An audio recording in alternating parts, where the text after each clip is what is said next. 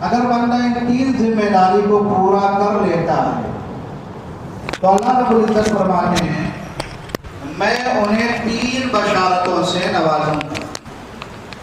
ذمہ داری کتنی ہے؟ 3۔ بشارتیں کتنی ہیں؟ 3۔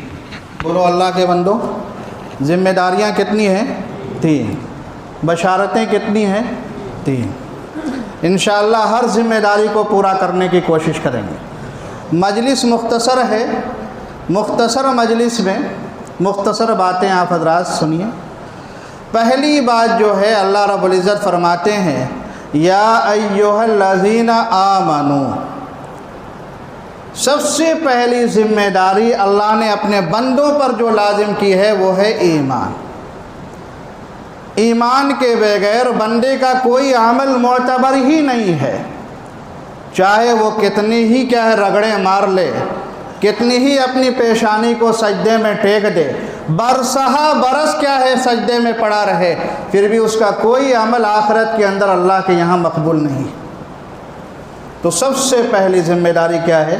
ایمان ہے۔ اللہ کا فضل ہے، اس مالک کا احسان ہے، کرم ہے کہ پیارے اللہ نے بغیر محنت اور مجاہدے کے ہمیں ایمان کی دولت سے مالا مال فرمایا۔ یہ بات الگ ہے، جیسا ایمان ہونا چاہیے ویسا ایمان ہمارے پاس نہیں ہے۔ ابھی ہمیں ایمان کو مضبوط کرنے کے لیے، اس کو کامل کرنے کے لیے، اس کو اعلیٰ درجے کا بنانے کے لیے، اللہ والے جیسا ایمان بنانے کے لیے ہمیں بہت مجاہدہ کرنا ہے، بڑی محنتیں کرنی ہیں۔ ہمارا ایمان اعلیٰ کب ہوگا؟ ایک مختصر سی مثال سمجھیے۔ رحمت عالم صلی اللہ علیہ وسلم نے ارشاد فرمایا مومن کی مثال ایسی ہے کہ جب وہ کوئی گناہ کرتا ہے، اللہ کی نافرمانی کرتا ہے، اللہ کے سامنے کوئی جرم کرتا ہے، تو اسے یہ تصور ہوتا ہے کہ میں کسی ایسے پہاڑ کے نیچے ہوں جو میرے اوپر گرا جا رہا ہے۔ یہ مومن کی اعلیٰ پہچان ہے۔ اگر ہمارے اندر یہ صفت ہے تو سمجھو کہ ہم ایمان کے اعلیٰ درجے پر ہیں۔ حضرت شیخ الحدیث مولانا زکریہ صاحب نور اللہ مرقدہ اپنے والد محترم کے بارے میں فرماتے ہیں کہ ہمارے والد محترم حضرت مولانا یحییٰ صاحب نور اللہ مرقدہ ہمیشہ فرمایا کرتے تھے کہ مومن کی یہ شان ہی نہیں ہے کہ وہ اللہ کی نافرمانی کرے اور توبہ نہ کرے۔ اللہ کے سامنے گناہ کرے، اللہ کے سامنے نافرمانی کرے، پھر اسے توبہ کی توفیق نہ ملے، یہ مومن کی شان نہیں ہے۔ مومن کی شان تو یہ ہے اس سے کوئی معمولی سا جرم ہو جائے بے چین ہو جاتا ہے، تڑپ جاتا ہے، وہ سمجھتا ہے کہ زمین پھٹی جا رہی ہے اور زمین پر اس کا چلنا اٹھنا بیٹھنا سب چیزیں دشوار ہو جاتی ہیں۔ فرماتے میرے والد محترم فرماتے تھے مومن کی اعلیٰ مثال یہ ہے کہ جب اسے کوئی گناہ ہو جائے، جرم ہو جائے، اس کا دل بے چین ہو جائے، تڑپ جائے اور اللہ کی بارگاہ میں رونا شروع کر دے، گڑ گڑانا شروع کر دے، جب تک اسے یقین نہ ہو جائے کہ میری توبہ اللہ کے یہاں قبول ہو چکی ہے، وہ چین سے نہ بیٹھے۔ یہ مومن کی مثال ہے۔ جب تک یہ صفت ہمارے اندر پیدا نہیں ہوتی سمجھو ہم ایمان کے اندر بہت کمزور ہیں، ہے کہ نہیں؟ اللہ کے بندو کتنے گناہ کرتے ہیں، احساس تک نہیں ہوتا ہے۔ اللہ کرے کہ یہ صفات ہمارے اندر پیدا ہو جائیں۔ فرمایا یا ایھا الذین آمنوا، اے لوگو ایمان لاؤ اللہ پر۔ پہلی ذمہ داری اللہ نے بندوں پہ جو لازم کی ہے وہ ایمان کی ہے۔ دوسری ذمہ داری کیا فرمائی؟ اتقوا اللہ، اللہ سے ڈرو، متقی بن جاؤ، پرہیزگار بن جاؤ۔ متقی نام کس چیز کا ہے؟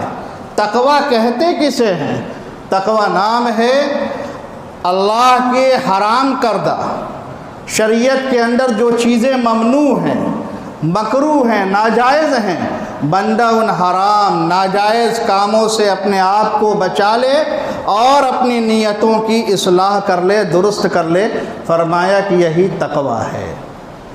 حضرت ابو ہریرہ رضی اللہ تعالیٰ عنہ فرماتے ہیں کہ ایک مرتبہ رحمت عالم صلی اللہ علیہ وسلم نے ارشاد فرمایا اے لوگو میں تمہارے سامنے کچھ باتیں پیش کرتا ہوں.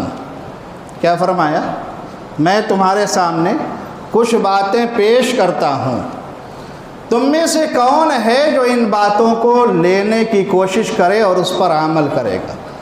حضرت ابو ہریرہ فرماتے میں نے کہا یا رسول اللہ، میں اپنے آپ کو پیش کرتا ہوں، آپ کی بتائی ہوئی بات کو میں حاصل کروں گا اور وعدہ کرتا ہوں انشاءاللہ مرتے دم تک اس پر عمل کروں گا. نصیحت کرنے والے کون ہیں؟ امام الانبیاء، سید الانبیاء، تاجدار مدینہ، خاتم النبیین، تمام نبیوں کے سردار. اندازہ لگاؤ آپ کی نصیحت سے بڑھ کر کسی کی نصیحت ہو سکتی ہے؟ نصیحت کس کو کی جا رہی ہے؟ حضرت ابو ہریرہ رضی اللہ تعالیٰ عنہ، جلیل القدر صحابی ہیں. علماء نے لکھا، محدثین نے لکھا، حدیث کے باب میں زیادہ تر روایتیں حضرت ابو ہریرہ سے منقول ہیں.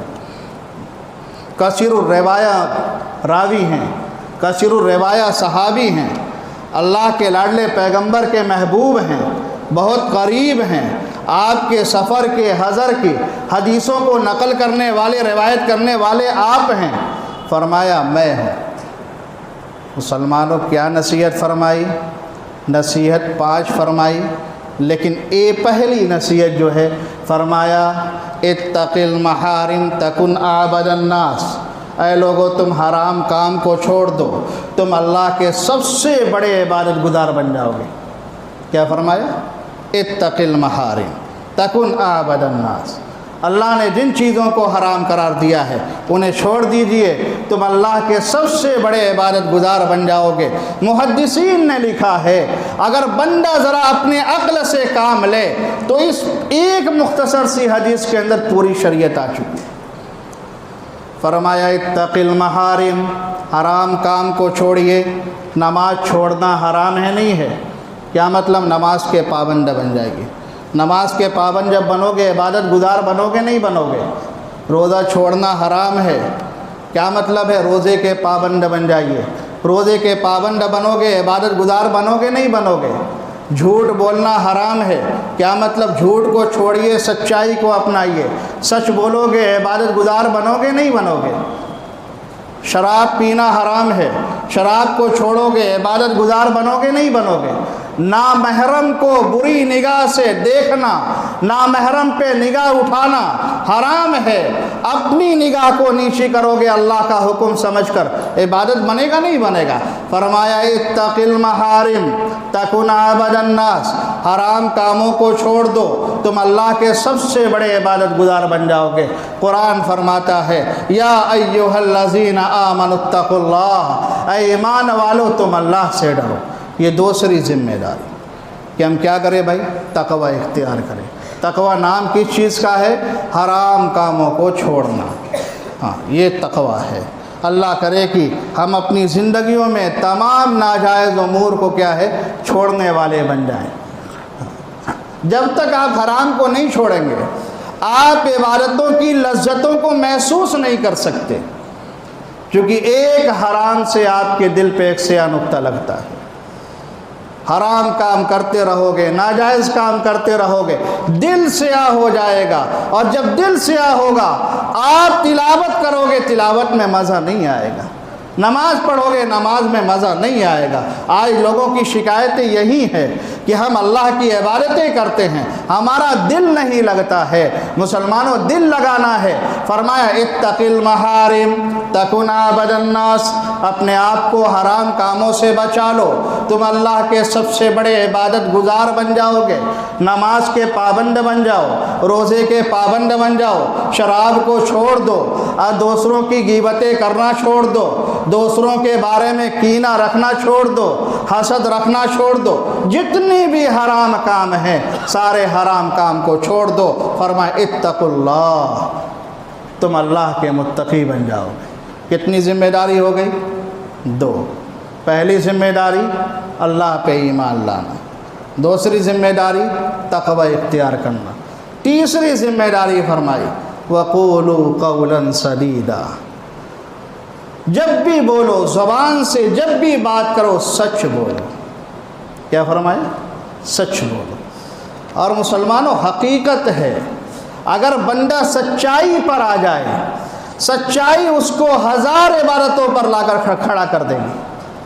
حضرت مفتی شفیع صاحب نور اللہ مرقدہ فرماتے ہیں آج امت کے معاشرے پر افسوس ہے کہ جتنی وعیدیں قرآن کے اندر، حدیث کے اندر جھوٹ پر وارد ہوئی ہیں، اتنا ہی زیادہ اس امت کا ابتلا جھوٹ کے اندر ہے۔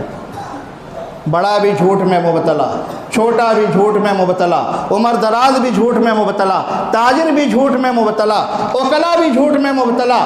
معاشرے کے ہر لائن میں جھوٹ عام ہو چکا ہے، اور جھوٹ پر وعیدیں قرآن اور حدیث میں بڑی سخت ہیں۔ کیا فرمایا؟ لعنت اللہ علی الکاذبین، لعنت و جھوٹ بولنے والوں پر، جو بندہ جھوٹ بولتا ہے اس پر اللہ کی لعنت برستی ہے۔ علامہ سید سلیمان ندوی نور اللہ مرقدہ فرماتے ہیں کہ اللہ کی رحمت کا دائرہ بہت وسیع ہے، دنیا کا ذرہ ذرہ، آسمان کا ذرہ ذرہ، زمین کی مخلوقات، آسمانی مخلوقات، دریائی مخلوقات، سب اللہ کی رحمت کے سائے میں زندگی گزار رہے ہیں، لیکن جو بندہ جھوٹ بولتا ہے، اپنی زبان سے جھوٹا بول نکالتا ہے، فرمایا وہ بندہ اللہ کی رحمت سے خارج ہوتا ہے۔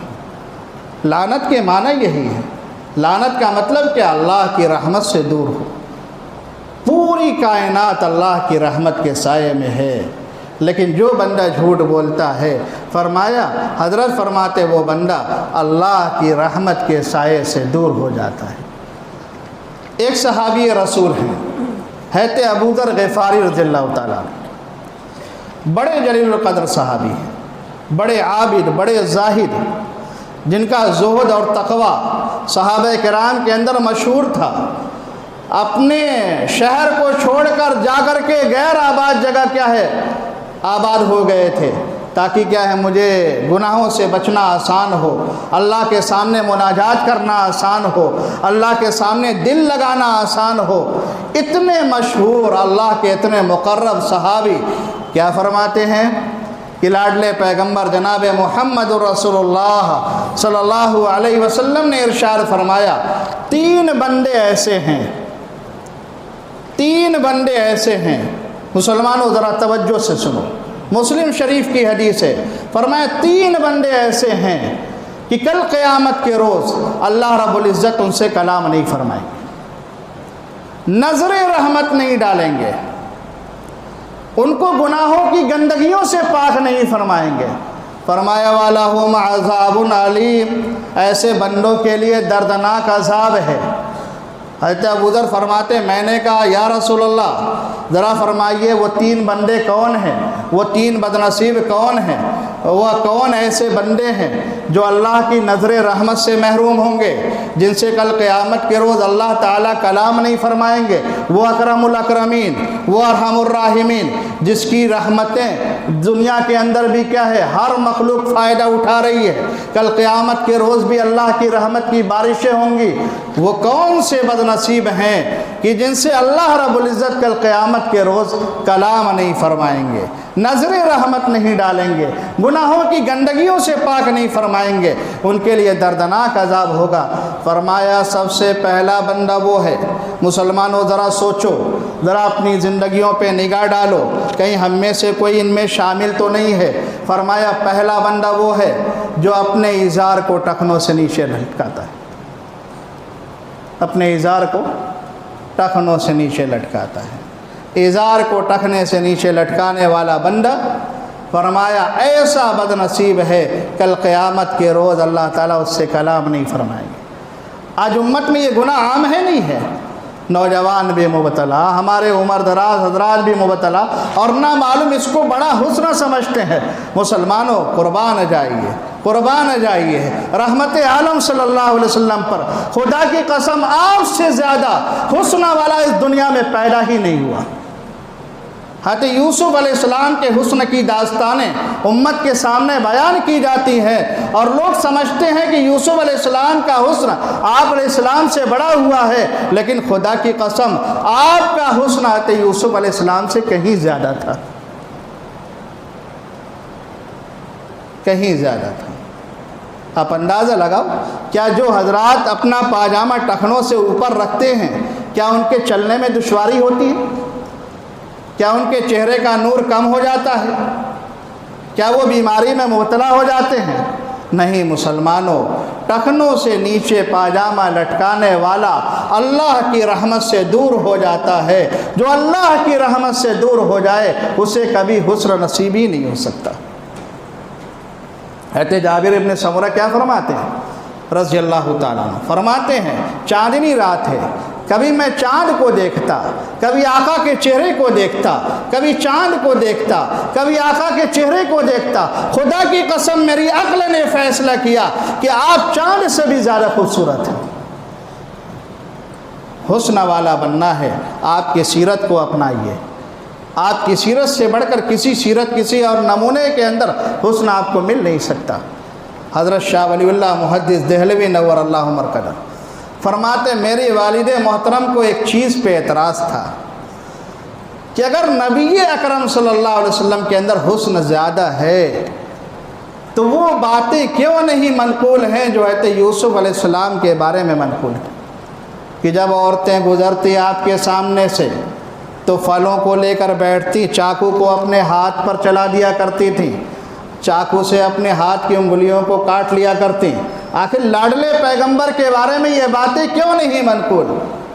اسی غم کے اندر، اسی ٹینشن کے اندر فرماتے میرے والد محترم شاہ عبد الرحیم صاحب محدث دہلوی نور اللہ مرکزہ سو گئے۔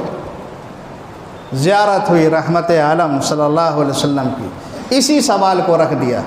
پیارے پیغمبر آپ فرماتے انا املح واخی یوسف اصبح، کہ میں زیادہ ملاحت والا ہوں، اور ملاحت کے اندر تو کشش زیادہ ہوتی ہے، حسن زیادہ ہوتا ہے، خوبصورتی زیادہ ہوتی ہے۔ پھر آپ کے بارے میں وہ باتیں منقول کیوں نہیں ہیں جو یوسف علیہ السلام کے بارے میں منقول ہے؟ رحمت عالم صلی اللہ علیہ وسلم نے ارشاد فرمایا کہ اللہ رب العزت کی غیرت نے میرے حسن پہ پردہ ڈال دیا، اگر یہ پردہ اٹھا لیا جائے تو خدا کی قسم یوسف علیہ السلام سے زیادہ لاکھوں واقعات میرے بارے میں منقول ہو جائیں۔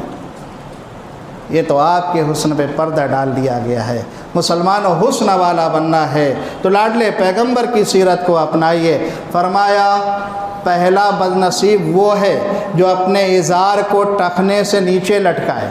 یہاں فقہا ایک بات بیان کرتے ہیں، بہت سے بندے اس کو صرف ازار تک محدود رکھتے ہیں، لیکن فقہا نے فرمایا اوپر سے آنے والا ہر لباس، چاہے آپ کا کرتا ہو، چاہے آپ کا جبہ ہو، چاہے آپ کے عمامے کا شملہ ہو، سب کا حکم یہی ہے کہ ان کو ٹخنے سے نیچے نہیں لٹکا سکتے۔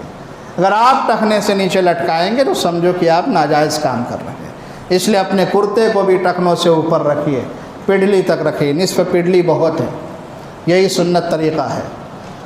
تو باہر کا پہلا بد نصیب کون ہے بھائی؟ جو اپنے ازار کو ٹخنے سے نیچے لٹکائے۔ ہاں، دوسرا بندہ کون ہے بھائی؟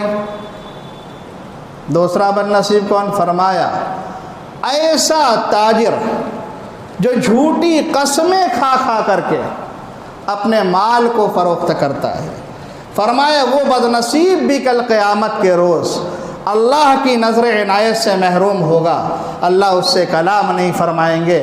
تو مسلمانوں، تجارت بہت اچھا عمل ہے، بلکہ اپنے بیوی بچوں کے حقوق کی ادائیگی کے لیے حلال روزی کمانا فرض ہے، لیکن اس حلال کے چکر میں کبھی تجارت میں جھوٹ نہ بولو۔ بہت سے بندے ہوتے ہیں ان کو پتہ ہے ہماری دکان کا مال خراب ہے، کھوٹا ہے، پھر بھی جھوٹی قسمیں کھاتے ہیں۔ بھائی لے لو، خدا کی قسم لے لو، اچھا مال ہے، لیکن انہیں معلوم ہے کہ یہ غلط ہے۔ مسلمانوں، فرمایا ایسا تاجر کل قیامت کے روز اللہ کی نظر عنایت سے محروم ہوگا۔ وَلَهُمْ عَذَابٌ عَلِيمٌ، ان کے لیے دردناک عذاب ہوگا۔ کیا فرمایا؟ سچا تاجر آئے کل قیامت کے روز میدان محشر میں، جہاں سورج بالکل قریب ہوگا، لوگ پسینے میں ڈوبے ہوئے ہوں گے اپنے گناہوں کے نتیجے میں، کوئی کیا گھٹنوں تک، کوئی ٹخنوں تک، کوئی پورے جسم، क्या पसीने में डूबा होगा। फरमाया उस वक्त अल्लाह के क्या अर्श के साए के सिवा कोई साया नहीं होगा। जो सच्चा ताजिर होगा, फरमाया वो अर्श के साए के नीचे उसे जगह दी जाएगी। एक दूसरी हदीस में रहमत आलम सल्लल्लाहु अलैहि वसल्लम ने इरशाद फरमाया, सच्चा ताजिर जो होता है अंबिया, शुहदा, सिद्दीकीन के साथ उठाया जाएगा। कितना ऊंचा मकाम। इसी वजह से उलमा ने फरमाया, मौलाना मंजूर अहमद नौमानी रहमहुल्लाह फरमाते हैं, अल्लाह वाला बनने के लिए, अल्लाह का कुर्ब हासिल करने के लिए, अल्लाह का नेक बनने के लिए दुनियावी मशागिल को छोड़ना ज़रूरी नहीं है। दुनियावी मशागिल में रहते हुए आप क्या है अल्लाह का कुर्ब हासिल कर सकते हैं, लेकिन ज़रूरत है ईमानदार बनिए, आप सच्चे बनिए, तिजारत कीजिए, सच बोलिए, कभी झूठ ना बोलिए। एक मर्तबा रहमत आलम सल्लल्लाहु अलैहि वसल्लम वज़ू फरमा रहे थे। क्या कर रहे थे? वज़ू फरमा रहे थे। सहाबा आपके इर्द गिर्द क्या है, आपके पानी को ले रहे थे, आपसे टपकने वाले पानी, आपके जिस्म से टपकने वाला पानी कितना बाबरकत होगा। सहाबा हाथ में ले रहे हैं, अपने जिस्म में मल रहे हैं, कोई चेहरे पे मल रहा है, जिसको नहीं मिल रहा है, जिस बंदे के हाथ में आपका पानी लगा हुआ है उसी को लेके अपने जिस्म पे मस कर रहा है। रहमत आलम सल्लल्लाहु अलैहि वसल्लम ने पूछा, ऐ सहाबा ज़रा बताओ तो सही, तुम ये अमल क्यों कर रहे हो? किस वजह से तुम इन पानियों को इतने एहतमाम से, इतनी अज़मत से, इतनी अक़ीदत से ले रहे हो? सहाबा ने फरमाया, आपकी मोहब्बत में। क्या फरमाया? आपकी मोहब्बत में। बोलो अल्लाह के बंदो, क्या फरमाया? आपकी मोहब्बत में। लाडले पैगंबर ने इस्लाह फरमाई, फरमाया जो बंदा चाहता है अल्लाह उसके रसूल से मोहब्बत करे, या खुद अल्लाह और उसके रसूल उससे मोहब्बत करे, जो बंदा चाहता है कि वो अल्लाह उसके रसूल से मोहब्बत करे या खुद अल्लाह उसके रसूल उससे मोहब्बत करें, तो फरमाया 3 काम करो। नंबर एक सबसे पहली बात जो फरमाई, जब भी बोलो सच बोलो। हाँ, ये अल्लाह की मोहब्बत की अलामत है, लाडले पैगंबर की मोहब्बत की अलामत है। काश कि हम इस बात को समझ जाएं, सच बोलने वाले बन जाएं। मुसलमानों, आज एक झूठ कितने फितनों को बर्बाद कर देता है, कितने फितनों को बर्पा कर देता है, कितने घरों को उजाड़ कर रख देता है। उलमा ने फरमाया, बंदा जुर्म खुद करता है, चोरी खुद करता है, डाका खुद डालता है, तिजारत में क्या है खोट खुद पर बर्पा करता है, लेकिन फिर क्या कहता है, मैं तो बिल्कुल सच था। अब सामने वाले को गुस्सा आता है, दोनों में लड़ाई होती है, पूरा ख़ानदान, पूरा मुआशरा तबाह हो जाता है। 1 इंच ज़मीन है, खबरों को पढ़िए, 1 इंच ज़मीन है, पूरा ख़ानदान कत्ल कर दिया जाता है। 1 इंच ज़मीन है, एक को मालूम है कि मेरी ज़मीन नहीं है, मैं इसमें झूठा हूँ, ये ज़मीन दूसरे की है, फिर भी झूठ बोल के क्या कहता है, ये मेरी ज़मीन है नहीं आज मुआशरे के अंदर। हाँ, कहता मेरी ज़मीन है। नतीजा क्या निकलता है? अभी पिछले हफ्ते की खबर है, 6 बंदे इसी में हलाक और तबाह हो गए। जो ज़मीन वाले थे आपस में गोलियां चली, दोनों मर, दोनों ख़ानदान ख़त्म हो चुका। फिर वो लड़ाई किस बात की, वो ज़मीन कहाँ गई? मुसलमानों, सच बोलो, सच बोलोगे तुम्हें नेकियों की तौफीक होगी, तुम्हारा दिल रोशन होगा। जब दिल रोशन होगा, तिलावत करोगे मज़ा आएगा, नमाज पढ़ोगे मज़ा आएगा, अल्लाह अल्लाह करोगे मज़ा आएगा। लेकिन अगर झूठ बोलोगे तो याद रखो तुम्हारी ज़िंदगी बर्बाद हो जाएगी। फरमाया, अगर अल्लाह उसके रसूल से मोहब्बत करना चाहते हो, सबसे पहला काम यह है, जब भी ज़बान खोलो सच बोलो। दूसरा काम फरमाया, पड़ोसियों के साथ अच्छा बर्ताव करो। तो मुसलमानों, असल आज की मजलिस का जो पैगाम है वो यही है, क़ूलू क़ौलन सदीदा, कि हमें अपनी ज़िंदगियों में क्या करना है, हमेशा क्या है, सच बोलना है। फरमाया, इय्याका वल किज़्ब, ऐ लोगो तुम अपने आप को झूठ से बचाओ। फ़इन्नल किज़्बा यहदी इलल फ़ुजूर, کہ یہ جھوٹ بندے کو فجور کی طرف پہنچاتا ہے، گناہ کی طرف پہنچاتا ہے، نفرت کی طرف لے جاتا ہے، اللہ کی نافرمانی کی طرف لے جاتا ہے۔ والفجور الی النار، اور فجور کہاں پہنچاتی؟ جہنم میں پہنچاتی ہے۔ معلوم یہ ہوا جھوٹ کا نتیجہ کیا ہے؟ جہنم ہے۔ بار کے قرآن کے اندر جو 3 ذمہ داریاں ہیں، پہلی ذمہ داری ایمان ہے، دوسری ذمہ داری تقوی ہے، تیسری ذمہ داری کیا ہے؟ سچ بولنا ہے، سچ بولنا ہے، سچ بولنا ہے۔ کوئی بھی لائن ہو، تجارت کی ہو، معاملات کی ہو، قرضہ کے لینے دینے کی ہو، دوسروں سے بات چیت کی ہو، ہمیشہ کیا ہے؟ سچ بولو۔ اللہ کرے کہ ہم زندگیوں میں سچ بولنے والے بن جائیں۔ اب 3 بشارتیں سن لیجئے، پھر کیا ہے میں اپنی بات کو ختم کرتا ہوں۔ فرمایا جب بندہ ان 3 ذمہ داریوں کو پورا کرتا ہے، اللہ فرماتے ہیں یا ایھا الذین آمنوا اتقوا اللہ، اے ایمان والو تم اللہ سے ڈرو۔ جب اللہ سے ڈرو گے اللہ تمہارے اعمال کو درست کر دے گا۔ یصلح لکم اعمالکم، اللہ تمہارے اعمال کو کیا کر دے گا؟ درست کر دے گا۔ مسلمان یہ کتنی بڑی بات ہے۔ اعمال کو اصلاح کرنے کے لیے، اعمال کو درست کرنے کے لیے لوگ برسہ برس خانقاہوں میں گزار دیتے ہیں، برسہ برس کی ٹھوکریں اور مجاہدے میں اپنے آپ کو کھپا دیتے ہیں۔ اللہ ذمہ داری لیتے ہیں، تم 3 کام کرو گے تمہارے اعمال کی اصلاح میں کروں گا۔ اور جس بندے کی اعمال کی اصلاح خود پروردگار عالم کر دے، اس کے اعمال کی قبولیت میں کوئی شک ہے؟ اس کے اعمال کی درستگی میں کوئی شک ہے؟ تو یہ پہلی بشارت ہے کہ اگر تم اپنے اعمال کی اصلاح چاہتے ہو تو یہ 3 کام کرنے ہیں۔ دوسری بشارت کیا ہے؟ فرمایا یغفر لکم ذنوبکم، اللہ تمہارے گناہوں کو کیا کر دے گا؟ معاف کر دے گا۔ کتنا ہی بڑا مجرم کیوں نہ ہو، اللہ اس کے سارے گناہوں کو معاف کر دے گا۔ تیسری بشارت کیا فرمائی؟